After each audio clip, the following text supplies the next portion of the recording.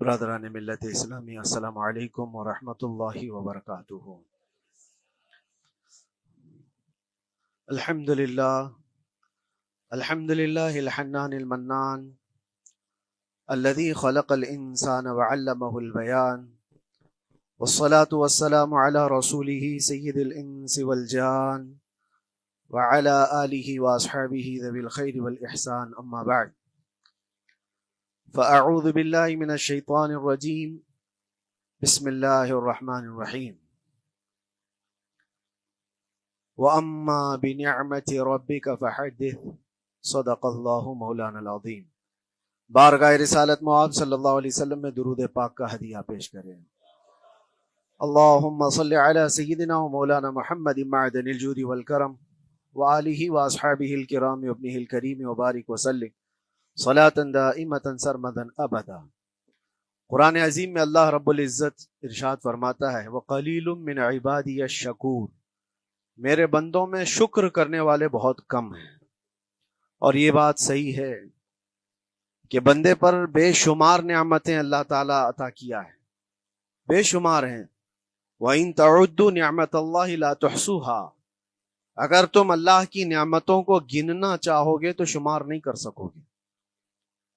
شیخ Saadi رحمۃ اللہ تعالیٰ علیہ فرماتے ہیں کہ تمہارا ایک سانس لینا بھی نعمت ہے، سانس کا باہر نکالنا بھی نعمت ہے، اور اگر صرف سانسوں کی نعمتوں کا شکر ادا کرنے پر بندہ بیٹھ جائے تو پوری عمر اس کی تمام ہو جائے، باقی نعمتوں کا کیا ہے؟ بے شمار نعمتوں سے نوازا ہے اللہ تعالیٰ نے، لیکن انسان کی فطرت میں یہ بھی ہے کہ کبھی ایک چیز کی کمی محسوس ہوتی ہے تو وہ واویلا مچاتا ہے، بہت شور کرتا ہے کہ مجھے یہ تکلیف ہوئی، وہ تکلیف ہوئی۔ اس کے صحت کے زمانے کو وہ یاد نہیں کرتا، مصیبت کے زمانے کو بہت جلدی یاد کرتا ہے۔ اسی لیے شکر گزار بندے بہت کم ہیں۔ عادت یہ ڈال لیں، جب مصیبت آئے، کوئی تکلیف آئے، تو ہمارے اندر یہ احساس پیدا ہو جائے کہ میرے گناہ اس سے بھی بڑی مصیبت کے لائق تھے، اللہ نے کم مصیبت عطا کی۔ جب کوئی بیمار ہو جائے، جب کبھی کسی آفت میں مبتلا ہو جائے تو یقیناً درد تو ہوتا ہے، آدمی سہن نہیں کر پاتا، لیکن احساس دل میں یہ پیدا کرے اگر وہ انصاف کرنے پر آئے رب تبارک و تعالی میرے ہر گناہ کے بدلے بڑی بڑی سزائیں دے سکتا ہے، میں چھوٹی سی سزا میں ملوث ہوں، اللہ کریم اس کا شکر ہے۔ اسی طرح سے میرے عزیزو، ایک بات میں آپ کو بتاتا ہوں، خاص طور پر ہمارے قید کے زمانے میں بہت سارے ایسے قیدی جیل کے اندر جانے کے بعد ان کے حالات ایسے ہو جاتے ہیں، وہ نا امید اور مایوس ہو کر کفریہ جملے بکنے لگ جاتے ہیں۔ ان کے حالات ایسے ہو جاتے ہیں کوئی خدا نہیں، اگر ہوتا تو ہماری سنتا، بہت کچھ عبادتیں بھی کرتے ہیں، نہیں جب قبول ہوتی ہے تو مایوس ہو جاتے۔ تو یہ تو اندر کے حالات ہیں، باہر بھی کسی کے ساتھ ایسا ہو سکتا ہے۔ میں تو 10 سال سے دعا کر رہا ہوں، اولاد ہی نہیں ہوئی، کوئی یہ کہتا ہے۔ شادی ہو گئی، 10 سال ہو گئے، بچے نہیں ہو رہے ہیں۔ کوئی یہ کہتا ہے کہ میری بیٹی کا رشتہ ہی نہیں ہو رہا، ہر وظیفہ کر لیا، ہر دعا کر لیا، پھر یہاں سے نا امیدی، نا شکری۔ یہ جملے انسان کو کہاں تک پہنچا دیتے ہیں۔ ایک بات میں آپ کو بتاؤں، مولا علی کرم اللہ وجہہ الکریم کی یہ حکمت بھری بات ہے، ارشاد فرماتے ہیں جب کبھی مصیبت آئے اللہ کی طرف سے تو یہ امتحان ہے یا سزا ہے، کیسے پتا چلے؟ ظاہر سی بات ہے، ہر کوئی یہ کہتا ہے یہ تو اللہ کی طرف سے امتحان ہے، آزمائش۔ ہم بھی اندر تھے تو یہ بار بار احساس دلایا جاتا تھا، اور بعض لوگ یہ کہتے تھے کہ اللہ کی طرف سے آزمائش ہے، امتحان ہے، اس کو گزار لیجیے۔ بعض مرتبہ امتحان ہے اور بعض موقعوں پر سزا ہے، اور سزا کب ہے اور امتحان کب ہے یہ کیسے پتا چلے؟ بہت بڑا فارمولہ ہے۔ مولا علی کرم اللہ وجہہ الکریم فرماتے ہیں جب کبھی تم پر کوئی مصیبت آئے تو یہ دیکھ لینا ان مصیبتوں کے دن میں تم اگر اللہ سے زیادہ قریب ہو گئے ہو، دعا زیادہ کرنے لگ گئے ہو، وظیفے زیادہ کرنے لگ گئے ہو، تو اس کا مطلب ہے کہ اللہ تعالیٰ تم کو امتحان میں رکھا ہے۔ اور اگر مصیبتوں کے آنے کے بعد بندہ دور ہو جاتا ہے اللہ سے، پھر وہ بفر جاتا ہے، گناہ زیادہ کرنے لگتا ہے، تو سمجھ لو یہ سزا میں ملوث ہے۔ اب سب کی زندگی میں یہ مصیبتیں جب آتی ہیں تو خود اپنے آپ کو ریئلائز کرے، احساس کر کے دیکھے کہ مصیبت آئی ہے تو میرے ہاتھ میں تسبیح آ گئی یا پھر گالی گلوچ، مصیبت یا آفت آئی ہے میرے گھر پر تو میں عبادت اور نماز کی طرف زیادہ جا رہا ہوں یا پھر عیش و عشرت کی طرف زیادہ جا رہا ہوں، تو تمہیں خود پتہ چل جائے گا کہ تم اللہ کی طرف سے امتحان میں ہو یا پھر سزا میں ہو۔ میرے عزیزو، بہت مقامات ایسے ہیں جہاں پر بظاہر مصیبت کی حکمت ہمیں نہیں معلوم ہوتی کہ کیوں آئی یہ مصیبت، کیوں دی گئی ہے ہمیں ایسی تکلیف۔ اسی کا نام تقدیر ہے کہ اللہ تعالیٰ کے لکھے ہوئے پر راضی رہنا یہ مومن کی شان ہے۔ مومن کو ہمہ وقت اللہ تبارک و تعالیٰ کی طرف سے لکھی ہوئی اس تقدیر پر راضی رہنا ہے۔ آپ کو میں ایک بات بتا دوں، حضرت ابو جندل ایک صحابی ہیں، مکہ مکرمہ میں ایمان لائے۔ رسول پاک صلی اللہ تعالی علیہ وسلم جب ابھی مکہ میں تھے، اس وقت غریب صحابہ کو کفار مکہ، مشرکین مکہ کس طرح سے پکڑ کر مارتے تھے، کیسے کیسی سزائیں دیا کرتے تھے۔ اسی اسنا میں اللہ کے نبی صلی اللہ علیہ وسلم ہجرت کر کے مدینہ تشریف لے گئے، لیکن جو ابو جندل تھے یہ قید میں تھے، قید میں تھے، ان کا باپ خود ان کو قید میں رکھا ہوا تھا، اور ایسی قید کہ زنجیریں بندھی ہوئی رہتی تھی، مسلسل کئی سال گزر گئے۔ حضور پاک صلی اللہ تعالی علیہ وسلم کی ہجرت کے 6 سال گزر جانے کے بعد 7واں سال تھا جب آپ کو بتاؤں حدیبیہ کا وہ منظر پیش آیا جس کو صلح حدیبیہ کہا جاتا ہے۔ تقریباً 1400 صحابہ کے ساتھ رسول کریم صلی اللہ تعالی علیہ وسلم عمرہ کرنے کے لیے آئے، لیکن اس وقت مکہ کے کفار و مشرکین مکہ سے تقریباً 35 کلومیٹر باہر دور آپ کا راستہ روک لیا، کہا ہم آپ کو عمرہ کرنے نہیں دیں گے، آپ کے اصحاب کو، آپ کے صحابہ کو ہم مکہ میں انٹر ہونے نہیں دیں گے۔ جنگ جیسی نوبت آ گئی تھی، لیکن حضور پاک صلی اللہ تعالی علیہ وسلم اور صحابہ احرام پہن کر کے عمرہ کرنے کے لیے آئے، تو پھر درمیانی راستہ یہ اختیار کیا گیا۔ حضور پاک صلی اللہ علیہ وسلم نے فرمایا کہ ہم صلح کر لیتے ہیں، کچھ ایگریمنٹ ہو جائے ہمارے اور تمہارے درمیان، جنگ نہیں کریں گے، آج سے جنگ بندی ہو جائے۔ تو کفار مکہ اس بات پر راضی ہوئے، اور اس کے بعد صلح، جس کو کہتے ہیں صلح حدیبیہ، یہ بہت مشہور ہے۔ صلح حدیبیہ ہوئی، اس میں سارے پوائنٹس جو لکھے گئے تھے ایگریمنٹ کے اندر وہ سب مکہ والوں کی حمایت میں زیادہ تھے، دبا کر کے انہوں نے صلح کی تھی اس طرح سے ان کے الزام کے مطابق، یعنی اگر کوئی مکہ سے بھاگ کر مدینے جائے تو انہوں نے ایگریمنٹ میں لکھایا تھا کہ آپ کو وہ شخص ہمیں واپس کرنا پڑے گا، اور اگر مدینے سے کوئی بھاگ کر ہمارے پاس آئے تو ہم اس کو اپنے پاس رکھیں گے، ہم باہر واپس نہیں بھیجیں گے۔ تمہارا کوئی آدمی ہمارے پاس آ گیا بھاگ کر کے، یا ہمارا ہی وہاں رہنے والا کوئی آدمی آ گیا آپ کی امان سے نکل کر کے، تو ہم اس کو اپنے پاس رکھیں گے۔ ایسی بہت ساری شرطیں تھیں، میں کیوں کہہ رہا ہوں یہ بات سن لیجیے۔ یہ صلح حدیبیہ ہو گئی، ایگریمنٹ ابھی لکھا جانا تھا۔ وہ ابو جندل صحابی جو کئی سالوں سے مکہ میں قید میں تھے، زنجیریں توڑ کر کے وہ باہر نکل آئے، اور جب ان کو یہ خبر ملی کہ مکہ سے 35 کلومیٹر دور اللہ کے نبی صلی اللہ تعالی علیہ وسلم اپنے صحابہ کے ساتھ پڑاؤ ڈالے ہوئے ہیں اور تشریف لانے والے ہیں، کسی طرح بچ بچاتے ہوئے وہ وہاں پہنچ گئے حدیبیہ کے مقام پر۔ جیسے ہی وہ پہنچے صحابہ میں ایک شور ہو گیا، صحابہ جانتے تھے کہ کتنے سالوں سے ابو جندل قید میں ہے، طرح طرح کی اذیتیں اٹھاتا ہے، بہت مصیبتیں اٹھائی ہیں ابو جندل نے۔ دیکھا ان کے جسم پر پورے زخموں کے نشان تھے، ہاتھوں اور پیروں میں زنجیریں لٹکی ہوئی تھیں۔ وہ اسی حالت میں صحابہ کے پاس آ گئے، صحابہ سب نے سینے سے سینہ لگایا، استقبال کیا، ابو جندل تم آ گئے ہمارے پاس، آ گئے۔ اب بات سنو، بڑی حیرت کی ہے، ایگریمنٹ لکھا جا رہا تھا اور ابو جندل مکہ سے فرار ہو کر کے آئے تھے۔ ابو جندل کا جو باپ ہے اور دوسرے جو رئیس مکہ کے تھے، قریش کے سردار، سبوں نے ہاتھ روک لیا اور کہا ہمارا ایک آدمی بھاگ کر آپ کے پاس آیا ہے، ایگریمنٹ کے مطابق اس کو آپ ہمیں واپس کرنا ہوگا، واپس لوٹانا ہوگا۔ مکہ میں رہنے والا شخص آپ کے پاس آیا ہے، وہ ہمارا قیدی ہے۔ حضور پاک صلی اللہ تعالی علیہ وسلم نے فرمایا ابھی تو لکھا نہیں گیا، اس سے پہلے وہ آیا ہے، چھوڑ دو اس کو، اس کے بعد جو بھی ہوگا اس پر عمل کریں گے۔ مکہ والوں نے کہا نہیں، ہم نہیں مانتے اس چیز کو۔ حضور پاک صلی اللہ تعالی علیہ وسلم نے یہاں تک فرمایا اس ایک شخص کو میری ضمانت میں دے دو، باقی تمہاری ساری شرطیں منظور کر لی جائیں گی۔ وہ رحمت للعالمین، نبی اکرم صلی اللہ تعالی علیہ وسلم اپنے غلاموں پر رحم کیسے نہ کریں؟ جب ان حالات میں دیکھا ابو جندل کو تو صحابہ بھی حضور کے پاس آئے اور کہا یا رسول اللہ صلی اللہ علیہ وسلم صلح کیوں کر رہے ہیں ان کے ساتھ؟ جنگ کریں گے ہم ان کو، ہم نے بدر میں، احد میں، خندق میں ان کے ساتھ جو مقابلے کی ہمیں تجربہ ہے، ہم ان کے پرخچے اڑا دیں گے، آپ اجازت دیں ہم جنگ کریں گے۔ اللہ کے نبی فرماتے ہیں میں جو دیکھ رہا ہوں وہ تم نہیں دیکھ رہے ہو، اللہ کا حکم نہیں ہے جنگ کرنے کا، صلح ہے۔ صلح ہو گئی، لکھا جا رہا تھا، اور یہ ابو جندل آئے۔ اب جب حضور پاک صلی اللہ تعالی علیہ وسلم نے فرمایا ٹھیک ہے، ایگریمنٹ کے مطابق ابو جندل کو مکہ واپس بھیجنا پڑے گا، اتنا فرمایا تھا حضور نے، ابو جندل دھاڑے مار مار کر رونے لگے اور صحابہ کو جا کر کے اپنے زخم دکھانے لگے کہ دیکھو مجھے واپس بھیجا جا رہا ہے، مجھے واپس بھیجا جا رہا ہے۔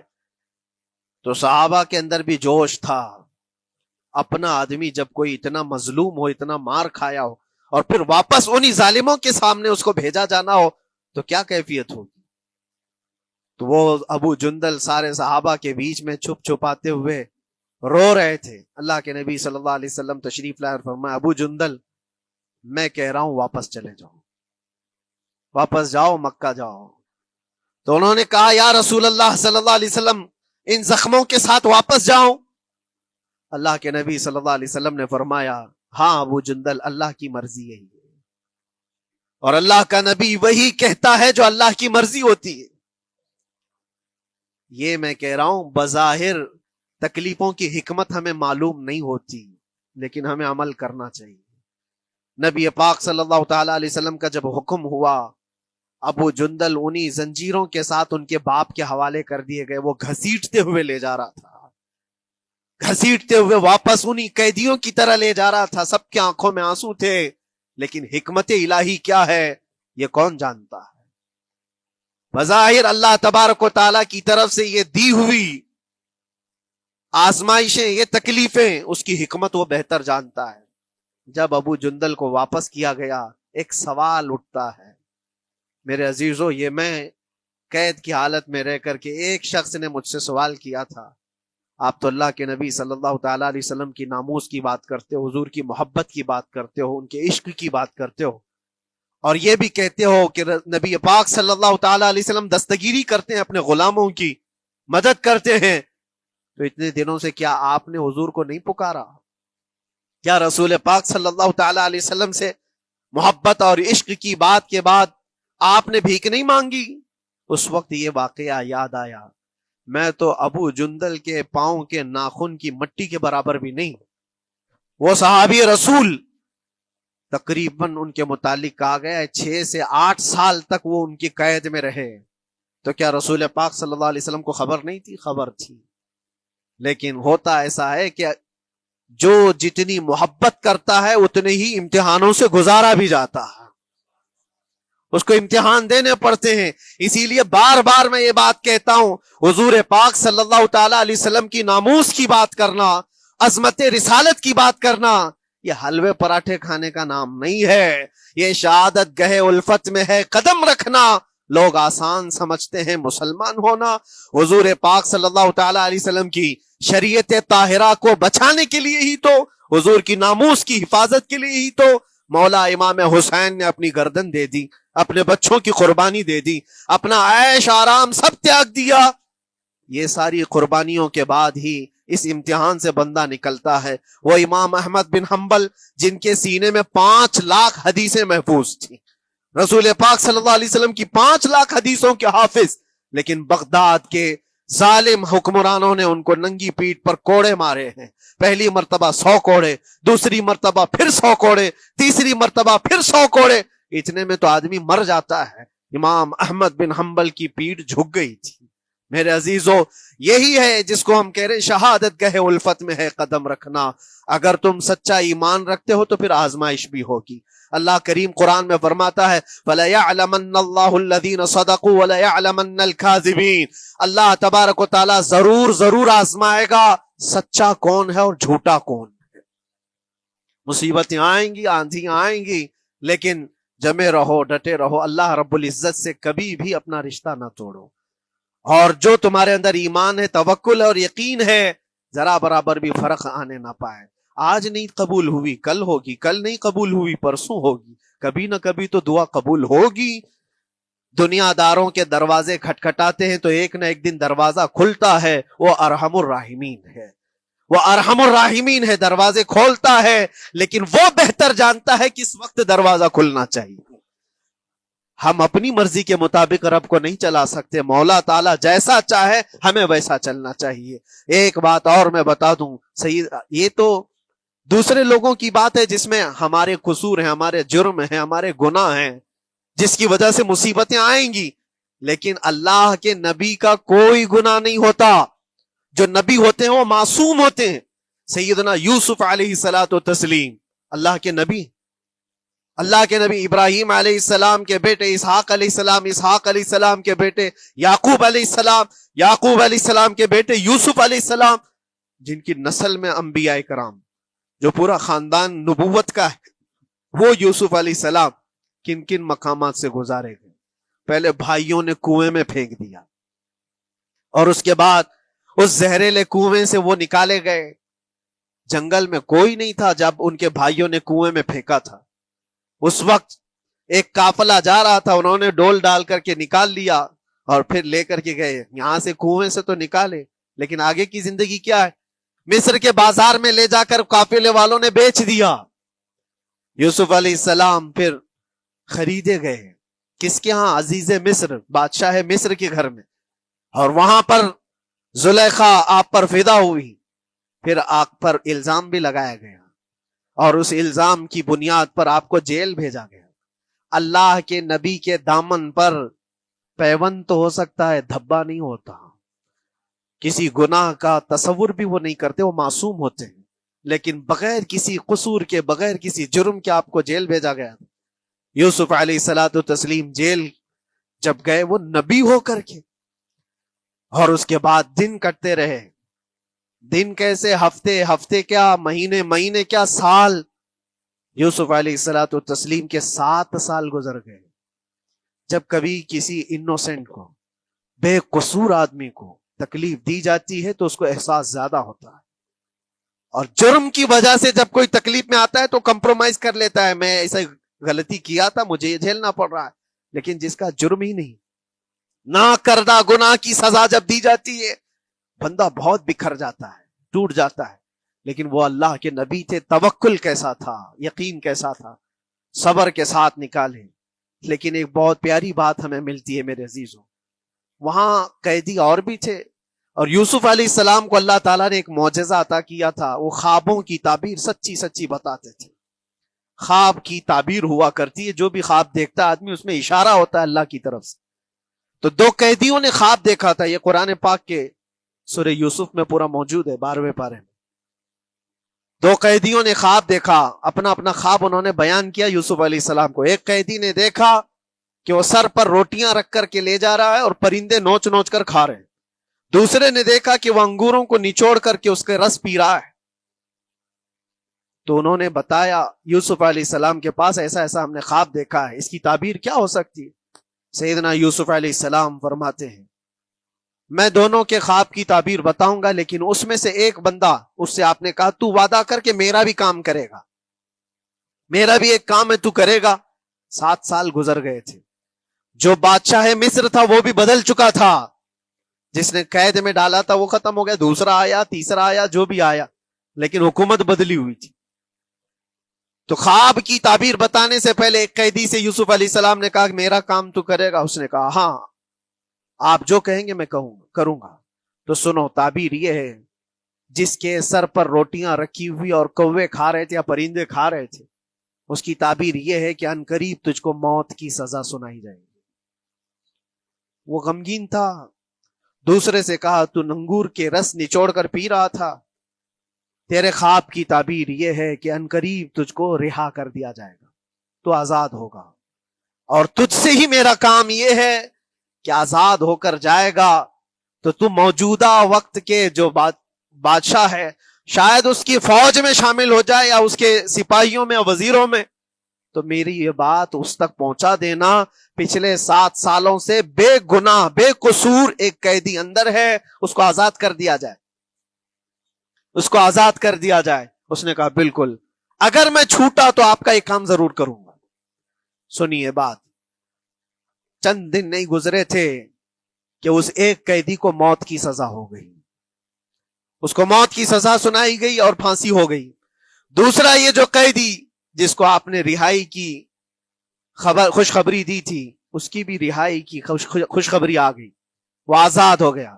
لیکن قرآن پاک میں ہے آزاد ہو کر جب جاتا ہے آدمی تو پچھلا بھول جاتا ہے، اکثر ایسا ہی ہوتا ہے۔ کیا جیل کے دوست کون تھے کیا تھے کچھ پتا نہیں، اور آدمی تو یہ سوچتا ہے دوبارہ کبھی ادھر کے دروازے کو بھی نہ دیکھو، آیا اور بھول گیا۔ یوسف علیہ السلام نے جو کام دیا تھا وہ بھول گیا، یہاں تک کہ قرآن میں اللہ فرماتا کئی سال گزر گئے، 1-2 دن نہیں، سالوں گزر گئے، اور وہ بادشاہ کی فوج میں شامل تھا یا بادشاہ کے مصاحبین میں شامل تھا، قریبی لوگوں میں۔ ایک زمانے کے بعد مدت ہوئی، اور اس وقت سوچیے آپ کتنا وقت حضرت یوسف علیہ السلام نے کاٹا ہوگا۔ ایک دن آپ بے اختیار رو پڑے اللہ کی بارگاہ میں۔ یہ میں آپ کو بتا رہا ہوں، کبھی کبھار انسانی فطرت کا تقاضا ہے، اللہ تبارک و تعالیٰ کی بارگاہ میں رو پڑے اور کہا اے رب العالمین، اے ارحم الراحمین، یہ دن کب ختم ہوں گے؟ یہ جس طرح سے مجھے جیل کی سلاخوں کے پیچھے بند کیا گیا ہے، ان مصیبتوں سے کب آزادی ہوگی میرے مولا یا ارحم الراحمین؟ جواب رب تعالیٰ کی طرف سے آیا، یہ ہمارے اور آپ کی بات نہیں ہے، یہ اللہ کے نبی کی بات ہے۔ اب سنو، یوسف علیہ السلام کو جواب آیا، اے یوسف، جب تجھے جیل سے نکلنا ہی تھا، تجھے باہر جانا ہی تھا، تو دنیا کے بادشاہ کے پاس سامنے کیوں ریکویسٹ رکھا، میرے سامنے رکھ دیا ہوتا۔ اللہ اکبر، یہ توکل کا اعلیٰ درجہ ہے۔ اتنی مصیبتوں کے بعد بھی تم نے اس سپاہی کو کیوں اپنا قاصد بنا کر بادشاہ کے سامنے بھیجا کہ میری آزادی ہو جائے؟ یوسف علیہ السلام بہت روئے، سجدے میں گر کر کے مولا مجھے معاف کر دے، اور میرے ہر شے کا تو مالک ہے، اب میں زندگی بھر قید میں رہوں یا آزاد رہوں یہ تیری مرضی پر ہے۔ میرے عزیزو، پھر یوسف علیہ السلام کے ساتھ کیا ہوا؟ بادشاہ نے خود ایک خواب دیکھا اور وہ پریشان تھا، خوابوں کی تعبیر کوئی بتا نہیں رہا تھا۔ تب اس قیدی کو چھوٹے ہوئے کو یاد آئی بات کہ جیل میں ایک آدمی ہے جو سچی سچی تعبیر بتاتا ہے۔ پھر اس نے بادشاہ سے کہا ایک قیدی بہت شریف اور صالح ہے، وہ سچی تعبیر بتائے گا، آپ کہے تو میں اس کو لے آؤں، اور اس نے مجھے یہ کہا بھی تھا کہ اس کو آزاد کرنا ہے، آپ کے پاس ریکویسٹ رکھنی ہے کہ وہ بے قصور قید میں ہے۔ بادشاہ نے معلومات حاصل کی اور اس کے بعد پروانہ دے دیا کہ اس قیدی کو آزاد کیا جائے جس کو بے قصور رکھا گیا ہے، اور میرے خواب کی تعبیر بتائی جائے۔ یوسف علیہ الصلوۃ والتسلیم کو لوگ آئے لینے کے لیے۔ اب یہاں منظر اور ہے میرے عزیزوں، کہا کہ بادشاہ نے خواب دیکھا، اس کی تعبیر بتائے۔ آپ نے تعبیر تو بتا دی کہ کیا ہونے والا ہے اگلے 7 سالوں میں بادشاہ کے ساتھ، یہ ساری تعبیر بتائی، لیکن جب آزاد کرنے کی بات آئی تو آپ نے کہا رہنے دو، اب مجھے قید میں رہنے دو، اس لیے کہ آپ کو یہ احساس ہوگا کہ میں بادشاہ کے پاس کیوں رکھا ہے اس مقدمے کو۔ لیکن بعد میں بادشاہ اور اس کے مصاحبین اور اس کے وزیر آپ کو اصرار کرتے ہوئے لے گئے اور لے جا کر کے سیدھے وزیر اعظم کے تخت پر بٹھا دی، سیدھے وزیر اعظم کے تخت پر بٹھا دیا۔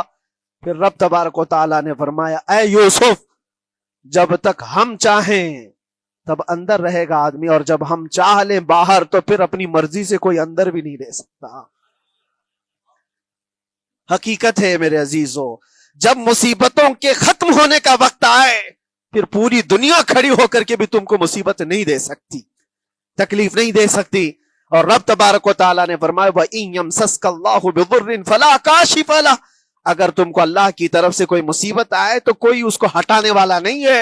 وَإِن يَمْسَسْكَ اللَّهُ بِخَيْرٍ فَلَا رَادَّ لِفَضْلِهِ، اور اگر اللہ تبارک و تعالیٰ کوئی بھلائی کسی بندے کو دے دے تو دنیا کی کوئی طاقت اس کو روک بھی نہیں سکتی. آج اگر رب تبارک و تعالیٰ ہم کو کوئی مقام اور مرتبہ دے دے، کوئی عزت اور انعام دے دے، سارے کتے بھونکتے رہیں، اس انعام کو کوئی رد نہیں کر سکتا. اللہ تبارک و تعالیٰ کا دیا ہوا فضل اس کو کوئی کاٹ نہیں سکتا، اور اس کی دی ہوئی مصیبت کو کوئی دوسرا ٹال بھی نہیں سکتا. اسی لیے آؤ لگے رہو اسی بارگاہ میں اور عرض کرو کہ مولا مجھ سے جو خطائیں ہوئی ہیں اس کو درگزر فرما دے، اور جس طرح کی بھی تو زندگی دیا ہے یہ تیرا شکر ہے مولا. شکر ادا کرنے کی عادت ڈال لو. اللہ تبارک و تعالیٰ فرماتا ہے لَإِن شَكَرْتُمْ لَأَزِيدَنَّكُمْ، اگر تم شکر ادا کرو گے تو میں اور زیادہ عطا کروں گا، اور زیادہ عطا کروں گا.